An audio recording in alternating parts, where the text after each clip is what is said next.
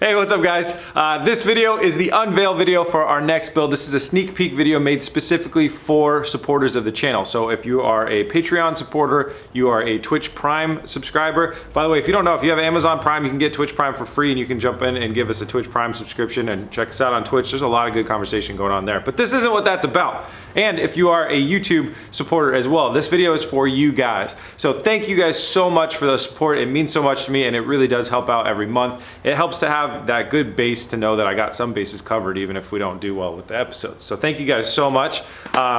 This video though, please do not share this link with anybody. I like doing these videos. I want to always do these videos, so please keep reminding me to make sure that I do these videos when we're about to unveil a new build. But if we don't share the links, I can keep doing them, but if people share the links too much, then obviously it's gonna get spread out there too much. It's gonna ruin the surprise for everybody else, and I just won't be able to keep doing them. And I want to, so let's keep them private. Thank you guys so much ahead of time. We're working on the 240Z today and for about a week, and then this next build is going to be revealed to the public, but this video is just for you guys. So let's kick it off.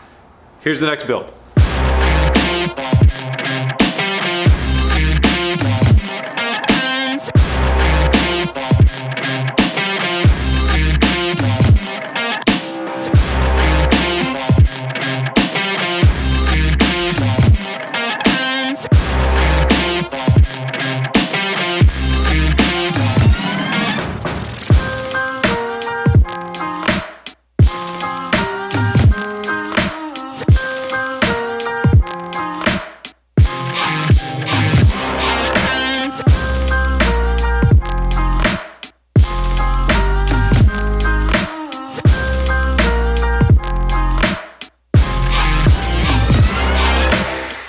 So here it is. This is our next build. This is the cheapest Nissan GTR in the world. As far as I can tell, as far as all the research that I've done, this will be the cheapest one ever back on the streets. I bought this GTR. Again, this is all secret. Don't tell anybody until we get done with the build or whatever. I bought this GTR for 20,000 bucks on Copart. There's a really interesting backstory behind this car.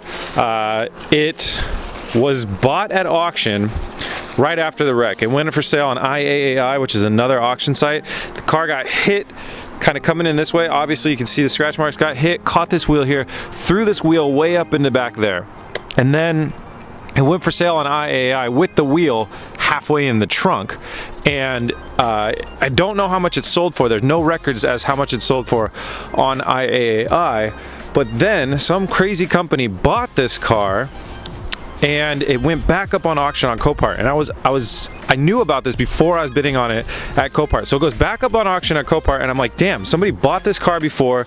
It doesn't run, it doesn't drive. It's listed as non-running and driving on the Copart auction. It doesn't run and doesn't drive, and all they seem to have done is make the wheel straight. And I was like, okay, this could be a total mess. But what I was thinking is, we're getting close to being done on the Datsun. No, we won't, not really. I've had this car sitting here for a while. But what I was thinking was, I just tube frame chassis an entire car. If I have to rebuild the rear subframe from here back, the deal is good enough. Like, let's go ahead and do it. So that was my mindset. I was like, I don't care how bad the damage is, whatever. I did take a peek at this rear subframe, and the damage and everything, you can actually see some of it from back here. That's where the frame rail is. And this is where stuff is kind of peeling off of it. The impact bars are okay. Things are okay. And when I took a peek underneath the truck that it came on, that it was delivered on, which was a total joke of a process because it's hilarious for a reason I'm going to point out in a second. Anyways, the subframe looks completely straight. So what I think that they did was either one of two things. Either the damage wasn't that bad and it was literally just a control arm that snapped and let this thing fly all the way up there and do all the damage to the car. Well, the other car hitting it probably did that damage, but this did a lot of damage underneath. Or they just bought a new subframe, bolted it up, and then tried to resell it to make money. That's a really, really common game that's happening right now in the supercar world. Yes, this is a supercar. I'm calling it a supercar. You'll see why when we're done. Is people are buying them at IAAI, where cars often go for a little bit cheaper, or they're buying them from Copart, really, really high dollar, or in this case, you know, low dollar, and they're doing like small cosmetic fixes, and then they're reposting them on the thing. The weird thing about this car, though, was it was marked as non-running, non-driving, which drives down the price a bunch. So this is a 2009 GTR. I found the previous owner through looking at some of these different stickers and things that we had on the car. I contacted him. I bought a bunch of his old parts. So you can see that this car was already cut out for wide body. This is how far the wide body goes down. This is a Liberty Walk wide body GTR.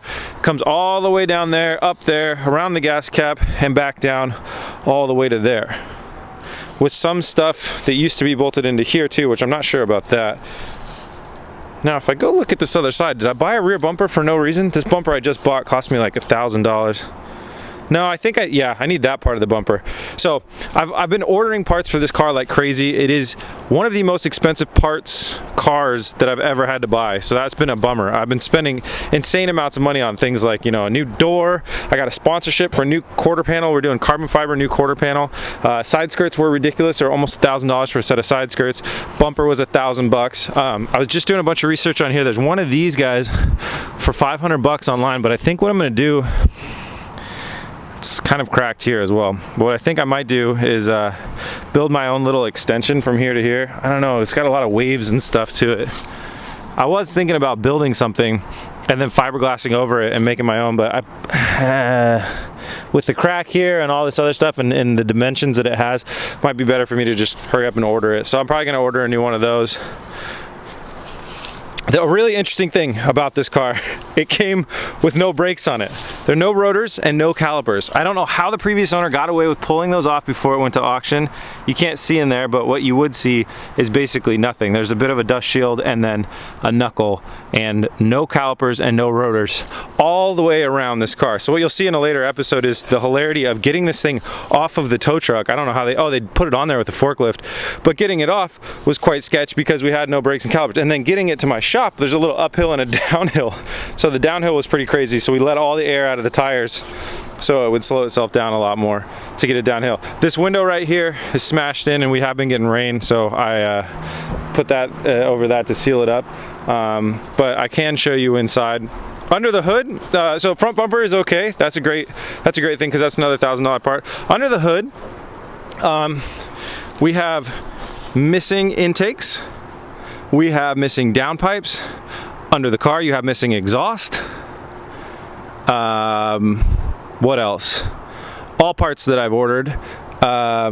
Again, please don't spoil anything about that. But yeah, so I got new intakes, I got new exhaust, I got new stuff. This car's got some miles on it. I think it's at like 80,000 or 60,000 miles. I can't really remember. So let me show you inside. Inside the car is not too bad. We had an airbag blow. You got a side curtain airbag blown up right there and one in the seat right there. This probably will be the first car that I'm gonna try and fix the airbag system on because this car is actually meant to be my new daily driver. I'll explain more about that in a later episode, but basically I'm trying to get myself away from driving the FJ Cruiser so much and driving this car all the damn time. It's all-wheel drive. It should be able to handle the rain in Oregon and everything else, no problem. The seats, I absolutely hate. You can see why right here. What they did is this weird gray color leather, which is fine. The leather will always, you know, last and it can stay and it'll be fine or whatever.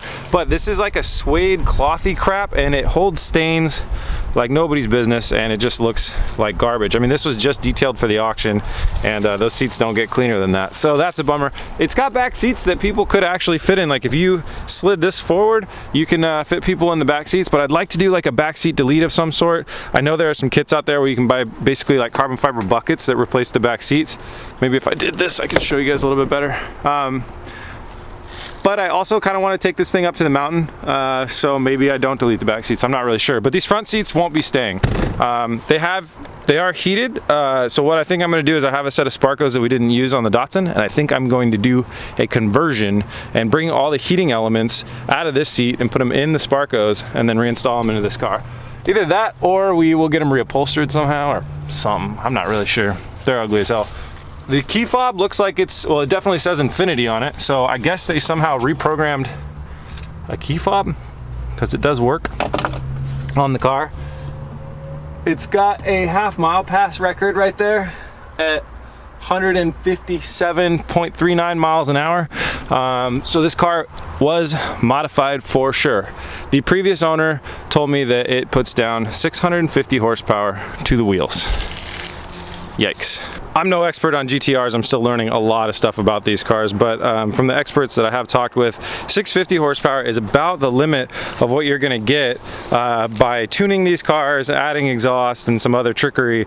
That's about the limit. After that, at this level right now, if I do a 650 wheel horsepower launch, I'm probably gonna lose my first gear, my transmission, and I'm definitely looking at losing my clutch. So those two things are the limiting factor right now, and they cost to upgrade just about as much as the entire car, as well as that's the limit of the turbo. So I would need a new set of turbos and a new kind of a rebuilt clutch transmission combo, which would definitely cost me more than the entire build. So I think this is kind of weird, but this build came to me randomly with a lot of horsepower in it, and I think it's going to stay there because I'm not really looking to build a 1,000 horsepower monster. Like I said before, this was meant to be a more of a daily driver car for me. Let me show you some of the other parts that I got for it. Over here we have the pile of parts that I picked up from Vegas. These parts, everything for the GTR, like I mentioned before, extremely expensive. Those rotors and calipers, those are calipers, those calipers and those rotors, I think cost me well over $3,000. I can't be 100% sure. They're so expensive when you check online and everything. Unless somebody doesn't know what they're doing at all when they post them, they go for so much money. These wheels I got for a great deal. These are $2,500 for all of these wheels. These are forged aluminum 3-piece wheels made by RSV Forged, but you can see that it looks like I got like 2 3/4 of a wheel over here. And that's a bit of a problem, especially with the speed that I want to do this build in. So these wheels are fantastic. They're staggered, they're wide as all hell. They're going to give me tons of grip, but the problem is this wheel isn't so much a wheel anymore as it is just a centerpiece that's gone through hell. Let me put it aside right here. You can see the damage. The front lip and the rear barrel were completely ripped off of this wheel in the accident. So this was the right rear wheel, and it's a staggered setup, so it's going to have like that much dish on the right rear and then that much dish on the front. And it's just been destroyed. It's been completely destroyed. Luckily, when you buy 3-piece wheels, you can get them rebarreled and relipped, and it's not that much money. It's going to cost me about $500 to $600 a wheel.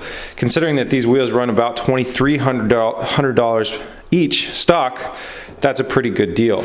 Also, they came with the tires, which I don't think I'll ever be using. That tire's blown. I could buy 2 more Toyo R888s, but I think I'm gonna switch it up to a different brand depending on if they want to work with me. But also, since I do want to try and take this car to places like the mountain and I want to drive it in the rain in Oregon, when you have this much rubber, I think you need a little bit more channeling than just this. These are kind of like street slicks, and if you're in California or somewhere where it doesn't rain that much, I think you can make it fly. But in Oregon, when you're this wide in a lightweight car, I think you want a lot more channeling and grooves to make that water escape faster. Because we used to have this problem that we called Z-ski back in the day when I drove a 300ZX with super wide tires. You just hydroplane like crazy. Although it is all-wheel drive, so be a little bit safer. But anyways, I don't really want to do that. So I'm going to be looking at some tires that are a little bit more capable of all weather, probably to get started at least. I don't know. So anyways, this one needs a new lip. This got to get mailed off. That needs a new lip and a new barrel. Got to get mailed off. They're going to come back in a different color, probably, the lip and the barrel. I'm not going to pay the money to have this bronze color because I'm never going to run that. I'm just going to paint these wheels any color I choose to with some of that spray wrap stuff, and I'll just keep painting them different colors to match the theme that I feel like for the car. Same with the calipers. I don't know what color they're going to be. They're pretty dinged up. Maybe I'll leave them that same Z color, that same like Nismo Brembo color. And the calipers, they need a little bit of tuning. They got a little bit of a lip on them right here, but overall, God, I'm calling them all backwards. Calipers, rotors. Anyways, the rotors are showing a little bit of damage, but they're all good. Last thing that I have that I didn't show is the actual Cobb tuner that was used to tune that car. So I have the little Cobb device thing, and that's got the tunes for that car stored on it, which is good because it has upgraded injectors and an upgraded fuel pump. I guess that was used to get to the horsepower numbers that it's at now. So having that tuner allows my tuner now to jump in there, look at the code, see what was modified on the car, see how we got where we were, if there's any more room for changes, improvements, etc. And then I'm also gonna have him build me a secondary tune where we can turn the numbers down for doing fun stuff and not worry about blowing up the clutch and the transmission. All right, guys, well, that is it. The next build is a wide-bodied Liberty Walk Nissan GTR. It's gonna be the only one in Oregon that I know of. I've never seen a wide-bodied GTR in Oregon. I'm sure there's probably one that exists or two, but mine will be cooler because it's mine. What else? This build probably won't take a super long time to do, but I'm gonna do everything very, very thoroughly because there's lots of reasons to do that. One is I think it's gonna be great for the channel. I think it's gonna be good to bring in that audience. It's kind of like the Lamborghini effect. I think this is one of those cars that helps to grow channels. So that's good. So it gives me more reason to be even more thorough on the stuff that I do, but also just because it is going to be my daily driver, things have to be put together very, very properly because I don't want any issues arising and then I don't have my daily driver. Other behind the scenes stuff, the FJ is going to get sold in not too long, and we're gonna be replacing that with something that has a larger towing capacity. That's something we've been talking about on Twitch, and I haven't bought anything yet, I haven't made any moves yet, but that's this whole move is GTR comes in as the daily driver, and then the FJ goes out of the picture, and then some other type of work truck or SUV or something comes into the scene, takes over, that has a larger towing capacity for other projects in 2019. We're gonna need to be towing cars. So that's kind of how that's gonna go down. And yeah, I wanna stop driving an SUV around all the time when I have all these awesome sports cars. All right guys, that's it. Thank you all so much for all the support. I really do appreciate it. I hope you enjoyed this, and don't let me forget to keep doing this every time we have a new build. And if you want to have more of an input on some of the crazy stuff that we're doing and some of the talks that we're having and some of the builds that we're brainstorming, Twitch is the place to be. Sometimes I'm just gaming, but if someone, that is how we found this car. I forgot to tell you guys, I hope I don't forget to tell the rest of the world. That's how we found this car. I was gaming, somebody threw the link in chat. I was like half drunk and I was like, oh wow, that's interesting. I Googled the VIN number. I saw that it had been like bought before and then resold at auction with barely any improvements. And I was like, what the hell's going on? But I just told myself, if I can get it for really cheap, I'm just gonna do it. Then I got it for really cheap, and now we're here, and it's an awesome situation to be in. So, Twitch is a cool place to be if you wanna have more of an input on the channel. Thank you guys so much for supporting. I appreciate the hell out of all you guys, and happy Thanksgiving. Peace!